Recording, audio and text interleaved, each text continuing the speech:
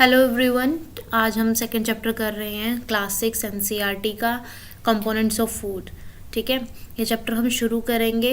इसके अंदर components of food का मतलब है कि फूड के अंदर जो हम बात करते हैं ना, प्रोटीन, फैट, ये सब कुछ, कि हमारे मील्स में एक बैलेंस डाइट होनी चाहिए। इस चीज़ के ऊपर है कि हमारे कौन कौन से इंग्रेडिएंट्स हमें क्या कंपोनेंट देते हैं जो हमारी बॉडी को सपोर्ट करता है, हमें एनर्जाइज फील करवाता है, हमारी मसल्स को बिल्ड करता है। ठीक है, तो उस चीज़ के बारे में हम पढ़ेंगे। ठीक है, उसके बाद बेसिकली क्या है कि इंग्रेडिएंट हमें क्या न्यूट्रिएंट्स देते हैं, हम इस चीज़ के बारे में पढ़ेंगे। इंग्रेडिएंट्स क्या हमें क्या न्यूट्रिएंट्स देते हैं। ठीक है, न्यूट्रिएंट्स कौन कौन से हैं हमारे पास? Carbs, protein, fat, vitamins, minerals. ठीक है, दो चीज़ें और है जो सबसे इम्पोर्टेंट है, फाइबर और वाटर। ये सब चीज़ें हैं जो हमारी इम्पोर्टेंट आती हैं एक बैलेंस डाइट के अंदर, अगर हम मोटा मोटा बात करें। ठीक है, वैसे तो विटामिन्स भी आते हैं, वो हम इसी चैप्टर में आगे भी पढ़ेंगे, विटामिन्स भी आते हैं। ठीक है, तो लेकिन अभी जो चीज़ हम पढ़ रहे हैं, जो पैराग्राफ वाइज या चैप्टर वाइज जो पढ़ रहे हैं, जो पहले आ रही है, तो उसमें ये सब बातें हैं। ठीक है, अब इसमें बात ये कर रहे हैं कि अगर आप ना टेस्ट भी कर सकते हो अपने फूड को कि उसमें कार्ब्स हैं। ठीक है, उसमें क्या है, कार्ब्स है या उसके अंदर प्रोटीन है या फैट है, आप ये सब कुछ कर सकते हो। तो वैसे ये आप एक बार देख लीजिए कि करना कुछ नहीं है। ठीक है, आयोडीन का जो सॉल्यूशन है, बेसिकली जो आपकी बेटाडीन होती है, ठीक है, उस टिंचर आयोडीन, उसको आधा पानी, हाफ टेस्ट ट्यूब में पानी और हाफ आपको टिंचर आयोडीन की कुछ ड्रॉप्स उसके अंदर डाल देनी है। ठीक है, मतलब 5-7 ड्रॉप आयोडीन की और टिंचर आयोडीन की और वाटर को मिक्स करके शेक कर लेना है। एक सॉल्यूशन आपका ये बन जाएगा। एक सॉल्यूशन है कि कॉपर सल्फेट को 2 ग्राम 100 ml वाटर में डिसॉल्व कर लेना है। तीसरा है हमारा कास्टिक सोडा को, 10 ग्राम कास्टिक सोडा को हमने क्या करना है, 100 ml वाटर में सॉल्यूशन बना लेना है। इसका कुछ भी वो नहीं है कि एज अ कंपोनेंट हम, मतलब पेपर में आने वाली चीज़ है या नहीं है। लेकिन ये वाली जो चीज़ है ना, यूपीएससी में तो मुझे नहीं लगता आएगी, क्योंकि यूपीएससी इस तरीके के क्वेश्चन नहीं पूछता। और लेकिन स्टेट एग्जाम्स जो होते हैं ना, उनमें पॉसिबिलिटी होती है ऐसे क्वेश्चन आने की, जो बैंकिंग वगैरह के एग्जाम्स होते हैं ना।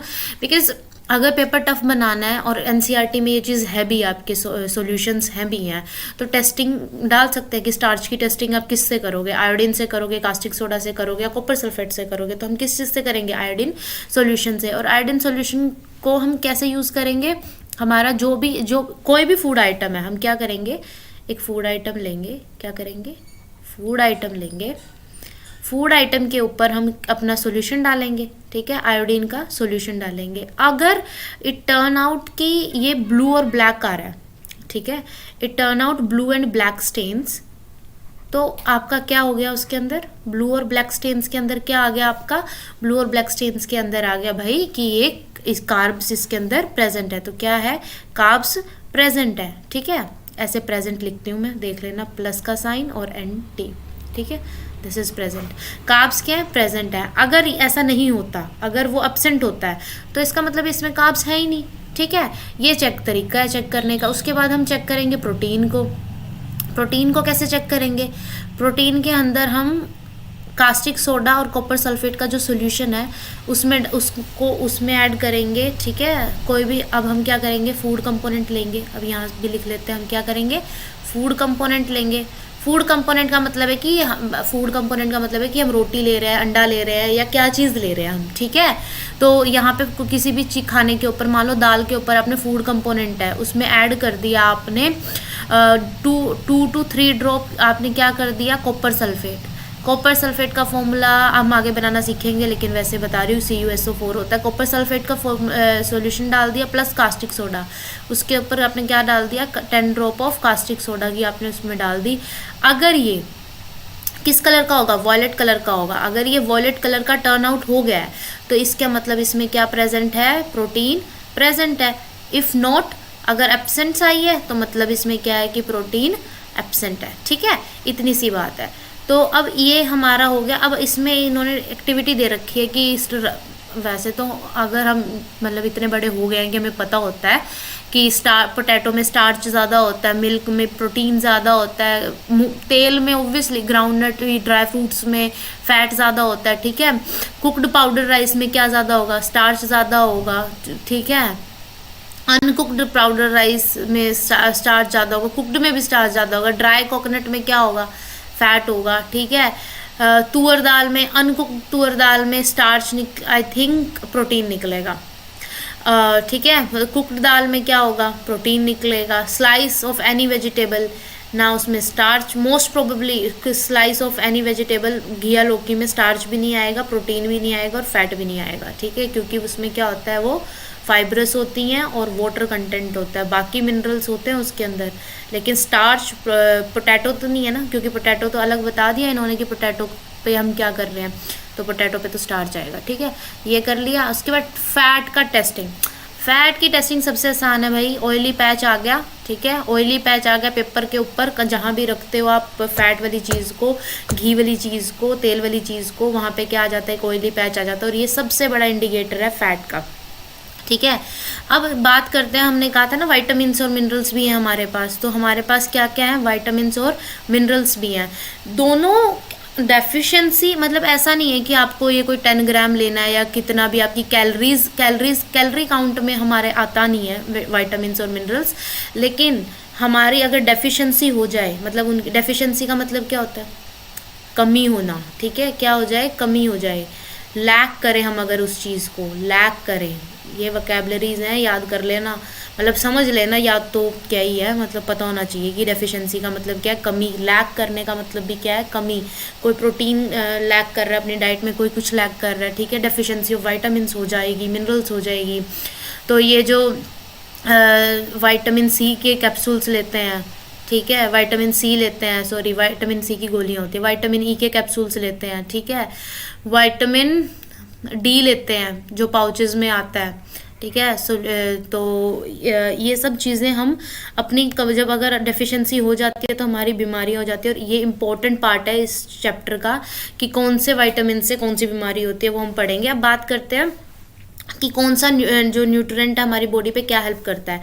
कार्ब्स और फैट दो चीज़ें हैं जो हमें क्या देती हैं, एनर्जी, क्या देती हैं, एनर्जी, एनर्जी गिविंग फूड है। फैट ज़्यादा एनर्जी देता है हमें कार्ब से, ठीक है, कोई पूछने वाला नहीं है ये जो यूपीएससी वगैरह के नेशनल लेवल एग्जाम्स में, लेकिन जो एग्ज़ाम्स होते हैं जस्ट टू मेक की मतलब ऐसे ही स्टेटमेंट बनाने के लिए जब अब बना देते हैं कि फैट ज़्यादा एनर्जी देता है, ठीक है, मोर कैलोरीज होती हैं, कैलोरी काउंट ज़्यादा होता है, कैलोरी काउंट ज़्यादा होता है, ठीक है, कार्ब से, ठीक, ओके। और उसके बाद फैट, प्रोटीन का काम क्या होता है, प्रोटीन का काम होता है ग्रोथ करना बॉडी की और रिपेयर करना, ये काम होता है हमारे प्रोटीन का, ठीक है। बाकी सब हम क्या करते हैं, प्रोटीन को हम क्या कहते हैं, क्या कहते हैं, बॉडी बिल्डिंग फूड, और हाँ इसको कहते हैं हम power house of energy, I think यही बोलते हैं ना, energy giving foods, power house of energy is mitochondria to the cell, पता नहीं क्या बोल गई थी मैं। उसके बाद एनर्जी गिविंग फूड, आप कार्ब्स और फैट को बोलते हैं एनर्जी गिविंग फूड, और प्रोटीन को आप बोलते हैं बॉडी बिल्डिंग फूड, ठीक है। उसके बाद वाइटामिन्स, अभी बात हो रही थी ना कि वाइटामिन्स क्या करते हैं, अगर डेफिशिएंसी हो जाए तो आपको उसकी टैबलेट्स या कैप्सूल्स लेने पड़ते हैं, तो ठीक है, आपको इम्यूनिटी इंक्रीज करते हैं, आपको डिसीज से बचाते हैं, ठीक है। Vitamins help to keep our eyes, bones, teeth and gums healthy, different होते हैं, ए बी सी, B12 जो होता है, ठीक है, ई के, ये सब होते हैं, बी कॉम्प्लेक्स, हमारी बॉडी को अलग अलग विटामिन्स की ज़रूरत होती है, ठीक है। Vitamin C helps in fight many diseases, ये इंपॉर्टेंट है, ठीक है। विटामिन सी, विटामिन डी, इसकी एक टेबल बन रही है। मिनरल्स स्मॉल अमाउंट में हम लेते हैं, असेंशियल मिनरल्स जो होते हैं हमारी बॉडी में, ठीक है। मैग्नीशियम वगैरह जो होते हैं ये मिनरल्स के अंदर, आयरन, मैग्नीशियम, ये सब क्या आते हैं, मिनरल्स में आते हैं। मैग्नीशियम, आयरन, ये सब क्या आते हैं, मैग्नीशियम में आते हैं, ठीक है। आयोडीन, ये सब मिनरल्स में आते हैं। उसके बाद बात करते हैं हम डाइटरी फाइबर की जो होती है हमें, जैसे हम रफेज पढ़ा था, हमने पहले पढ़ा था ना roughage. Roughage dietary fibre also known as roughage, dietary fibre roughage जो होती है ये इम्पोर्टेंट इसलिए होती है क्योंकि जो अनडाइजेस्टेड फूड है ना गट में, आपकी बॉडी में, आपकी इंटेस्टाइन्स में, उसको मूव कराने में हेल्प करती है। इट्स इन, ठीक है। इसके साथ वाटर भी उतना ही इम्पोर्टेंट है, ठीक है, ताकि बाउल मूवमेंट आपकी क्या हो सके, सॉफ्ट हो सके और आपको कॉन्स्टिपेशन ना हो, ठीक है। कॉन्स्टिपेशन होगी तो फिर अलग बीमारियां हो जाएंगी ना, बॉडी में गैस इंक्रीज हो जाएगी, ये सब होगा। तो रफेज जिसे हम सैलेड में बोलते हैं ना, सैलेड वगैरह खाना चाहिए बिकॉज वो रफेज का पार्ट है, सब्जियां खानी चाहिए, ये सब रफेज में आता है। उसके बाद वाटर में भी यही चीज़ लिखी हुई है, एसेंशियल है, ठीक है। स्वेट और यूरिन से वेस्ट निकलता है हमारी बॉडी का। तो ये सब है जो हमें कंसीडर करके चलना है, ठीक है, हमारे इंपॉर्टेंट न्यूट्रिएंट्स के अंदर। उसके बाद है बैलेंस डाइट का कॉन्सेप्ट। बैलेंस डाइट का कॉन्सेप्ट जो है वो एक ये कॉन्सेप्ट है कि भाई आपके खाने में हर चीज़ की एक अच्छी अमाउंट होनी चाहिए, रफेज और वाटर को इंक्लूड करके। उसके बिना अब क्या क्या होना चाहिए, कार्ब्स, प्रोटीन, फैट, ठीक है, vitamins, minerals, roughage and water, ये सब है एक बैलेंस डाइट का पार्ट, ठीक है। अब ये सब होना इतना ही ज़रूरी है। वैसे मैं आपको बता दूं कि जैसे हमारी जो इंडियन डाइट है ना, कार्ब्स हम जितने भी अनाज खाते हैं या पल्सेस खाते हैं, इन सब में होता ही है, ठीक है। पल्सेस में हमारा प्रोटीन भी होता है, या डेयरी प्रोडक्ट्स खाते हैं हम, उसमें फैट भी होता है, घी वगैरह भी खाते हैं। वाइटन और मिनरल्स ना ये किस चीज़ में ज़्यादातर होते हैं वो मैं आपको बताती हूँ। जो हम ये खाते हैं ना, चटनियाँ होती हैं, हर एक रीज़न की अपनी एक चटनी होती है, चटनी होती है, एक नहीं बहुत सारी होती है चटनी, पिकल्स। मौसम आप देखोगे कि हरियाणा में अलग तरह की चटनियाँ खाई जाती हैं, यूपी में अलग तरह की चटनियाँ खाई जाती हैं, गुजरात में अलग तरीके की, और साउथ इंडिया में तो जो हमारा सदर्न स्टेट्स हैं उनमें अलग खाई जाती हैं। क्यों खाई जाती हैं? ये वहाँ के लोकल इंग्रेडिएंट से ही बनती है, और जो फुल ऑफ वाइटामिन्स और मिनरल्स होती है, ठीक है। रफेज और वाटर तो आपको लेना ही है, ये वेजेस में भी होता है दोनों चीज़ें, और अपना सैलेड्स में के फॉर्म में भी खा सकते हो आप, ओके।